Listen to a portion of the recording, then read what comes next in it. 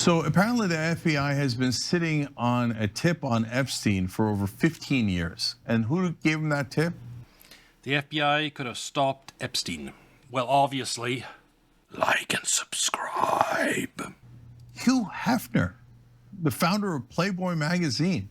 That is so interesting. It turns out one of his Playboy bunnies was abused when she was younger by Epstein. But the FBI chose not to do anything about it. Yeah. That is fascinating. So let's find out more about this story. Ellie. I'm sure there's more stories like this. There's so many whistleblowers about Epstein. And to the media. I bet you some people that were abused tried to go to the media. Some people tried to go to the FBI. And no matter where they went, they were ignored. So Hugh Hefner, the late founder of Playboy magazine, reportedly informed the FBI that a Playboy playmate had been sexually abused and trafficked by Jeffrey Epstein and others in his circle. But according to court records, the FBI did sit on that for 15 years, despite Hugh Hefner repeatedly contacting the FBI. Back in 2005, Audra Christensen, then a Playboy model. Well, good on him to have done that. Told Hefner that she was an Epstein survivor and asked that he be the one to reach out to the FBI because he has more status and they would be more likely to take him seriously than her. The details of the alleged abuse appear in a legal complaint against the United States filed by 34 Epstein survivors and was reported on by Miami Herald reporter Julie K. Brown via her Substack column. The court document also said the FBI claimed they would follow up on Christensen's claims, but it wasn't until October 2020 when they actually reached out. The FBI exhibit stated that Christensen said shortly after meeting Epstein, before she knew it, she was naked and raped by Epstein and then trafficked for 10 years. The complaint alleges the FBI did not investigate the model's claim and by not doing, quote, violated mandatory 10 years. Policies and protocols requiring it to investigate claims like Ms. Christensen's of child sexual abuse and trafficking and failing to investigate credible tips such as Ms. Christensen's allegations, the FBI created a foreseeable zone of risk to future victims of Epstein's sex trafficking enterprise, including plaintiffs. The FBI is trying to make the case go away. They are saying that... Yeah. Epstein was protected by up on top by the Prince of Darkness himself. Quote from The Usual Suspects, a great movie. And that's what's the case. It was an open secret back in the early 2000s on a right-wing message board that I infiltrated as I was very against the war in Iraq. But I found them talking about it there, the Lolita Express and, the Epstein crowd. It was an open secret. Everyone knew. And nothing was done. The 34 Epstein survivors did not file in time, apparently, because the cases happened between 1997 and 2017. Hefner has also obviously come under scrutiny in the past. He had a 2016 lawsuit claiming that he allowed Bill Cosby to sexually abuse a model in the Playboy Mansion, and a 2022 documentary series claimed that he actually himself coerced and drugged women at the Playboy Mansion. But this is also not the first time that the FBI allegedly ignored complaints by Epstein survivors. For decades, Epstein raped and trafficked young women and children. As early as 1996, victim Maria Farmer, who worked for Epstein, told the FBI that Epstein was abusing children and had child pornography. FBI reports made public earlier this year show that Ms. Farmer filed complaints against him and his accomplice, Ghislaine Maxwell, and that the FBI not only failed to investigate, but for years failed to acknowledge or act upon Ms. Farmer's complaint. And so speaking with News Nation... Yeah, I'm just too busy investigating right-wing people, or they basically, in a lot of cases, people try to whistleblow, end up being investigated.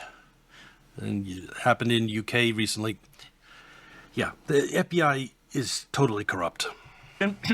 Eric Fudali, a lawyer representing Epstein survivors, said the latest reporting about the FBI ignoring complaints about Epstein in 2005 are devastating but not surprising. Law enforcement has failed Epstein survivors for decades and continues to do so today at the highest level. So, Cenk, for as far as I can tell, the word that comes to mind is power, and it seems like this is a great example of the FBI and much of our government and our law enforcement favoring those that have power and wealth. I like this because, yeah, whether left wing or right wing, calling out the FBI, I think it's good. The right hates the FBI already, big part because of January 6th and other stuff. It's good for the left to be calling out the FBI too, the Young Turks. Rather than actual victims, but what are your thoughts? Yeah, so there's a super important lesson in here about our government. I'm going to come back to that because I have a personal story about the Playboy Mansion. Okay, so, and it's related to this. So let me start that out by noting that the couple articles I read all mentioned, on the other hand, Hugh Hefner is the real problem. You know, with the Playboy Mansion was a problem and Cosby was a problem. And I was like, okay, I could see that being mentioned in an article, but it does. The fact that he went along with one of his bunnies and tried repeatedly to get the FBI to investigate Epstein shows that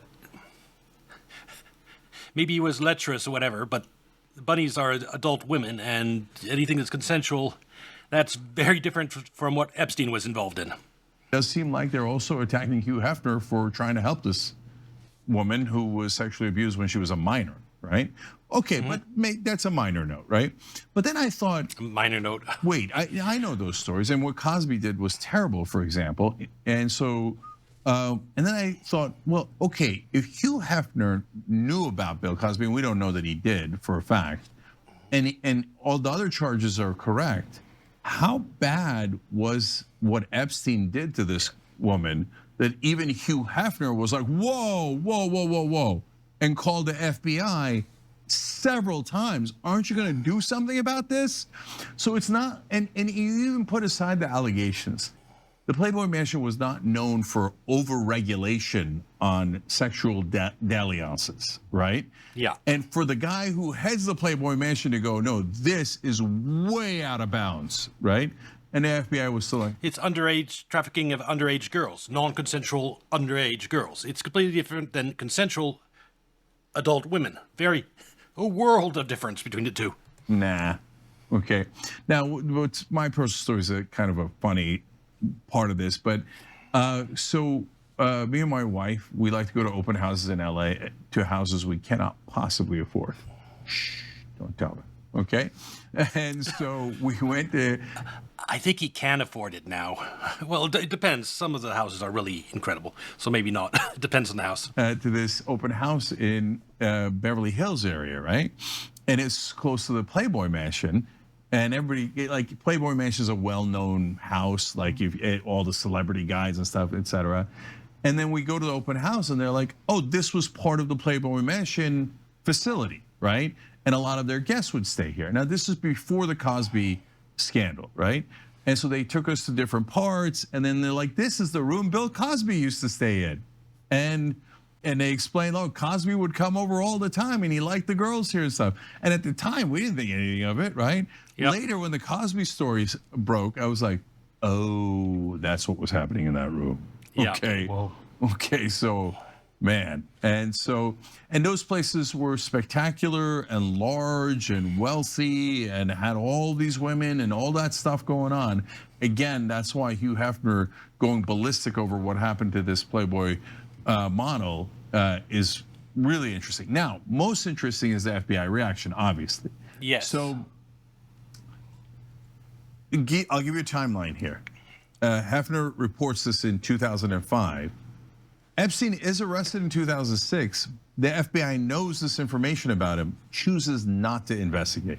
A call from the Justice Department to the prosecutor gets it shut down, that one.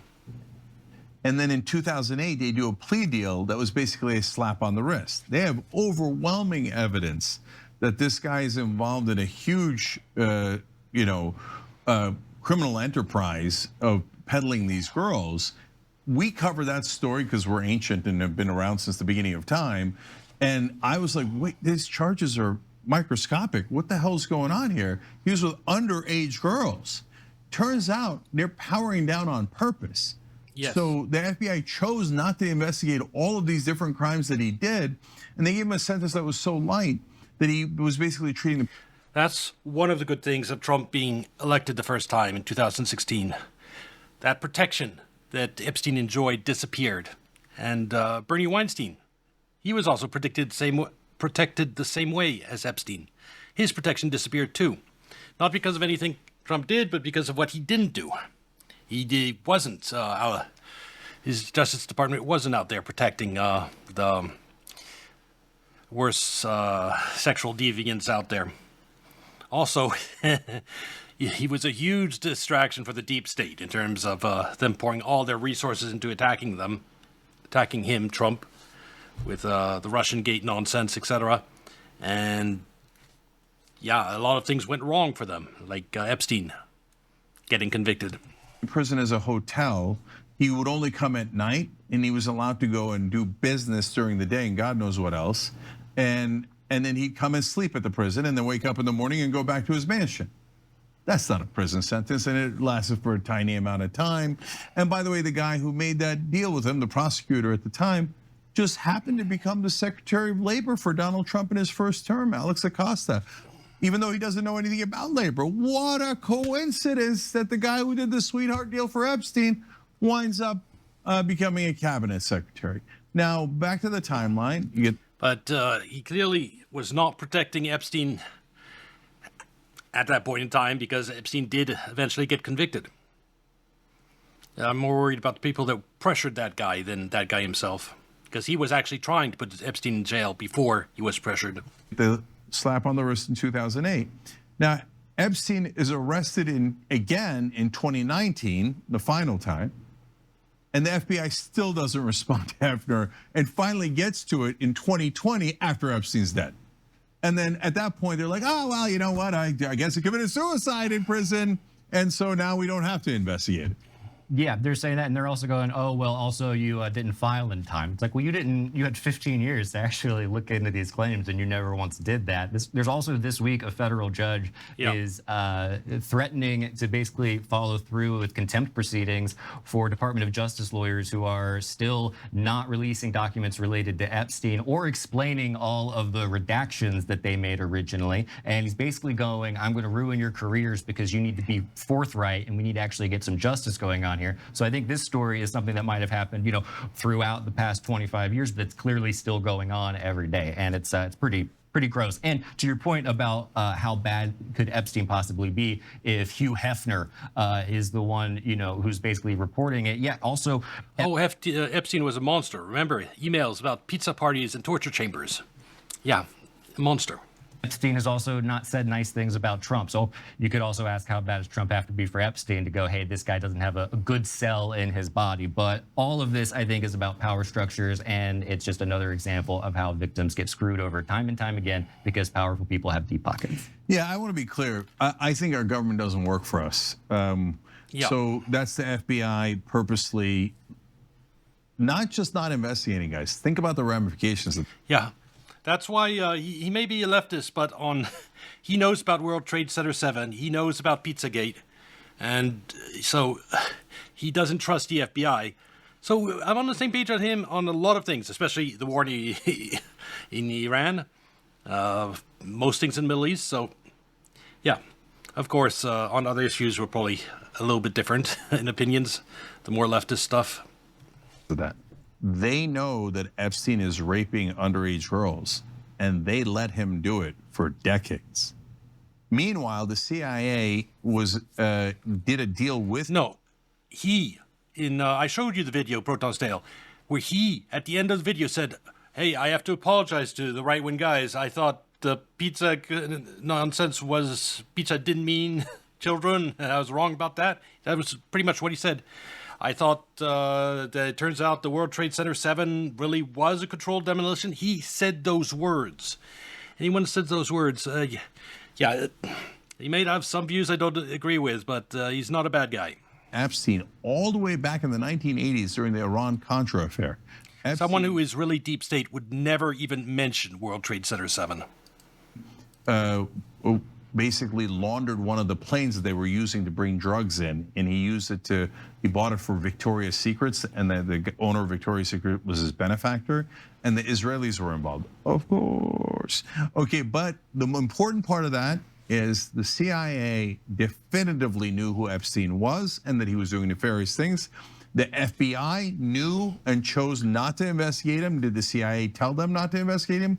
Probably, but it doesn't really matter, because what matters most is our government collectively allowed Epstein to rape underage American girls for decades. And they've been covering it up to this day.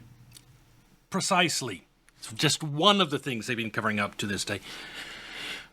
We need a functioning media. Like, we need people, honestly, if Centurk was on mainstream media, the evening news, talking about stuff like this, yeah, that's what we need. We need a media that covers the important stuff. But we don't have that. So who does our government actually work for? Because it definitely doesn't work for us. And that's pretty haunting. Yeah, there's also, another sad element to it is the fact that she had to go to Hefner and say, like, hey, can you do this on my behalf? Because she inherently knew that she wasn't going to be taken seriously. And I think that's an important thing to remember, especially as we head into midterms in these next elections and people are. Well, I think it's not only that she thought she wouldn't be taken seriously. It's as if you know Hugh Hefner, use him. I mean, a call from him means a lot more than a call from her, so you do it, even if you trust the FBI, which you probably didn't. You'd still use a more powerful person with connections, because it would make things happen faster. That didn't work, though, in this case. Reflecting on things like the Me Too movement, yeah, there's a culture that these people are aware of where they know that they're going to get screwed over and they have to go to someone that they know is going to be taken more seriously. And then sometimes things are so bad that they're still not taken seriously, even when they get someone who, for all intents and purposes, should be actually considered legit by those that are in power. So it's a very emblematic of, I think, a very sad time in our culture. Yeah, I'm just going to say the last two things on it because it's infuriating. And that's why, like, mainstream media keeps saying, like, well, why are, people so... And he's going after mainstream media. I like that.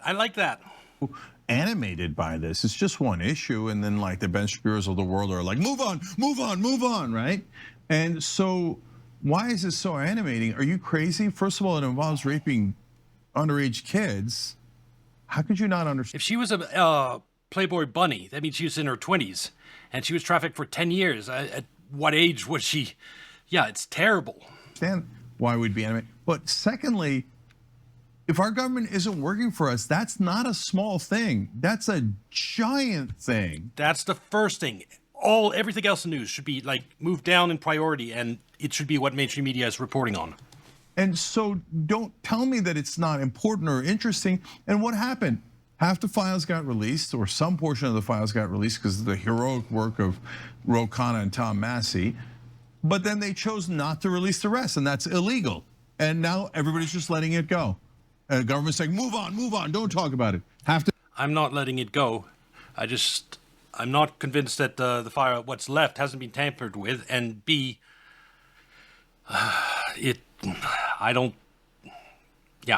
I worried that some of it has been just straight up deleted.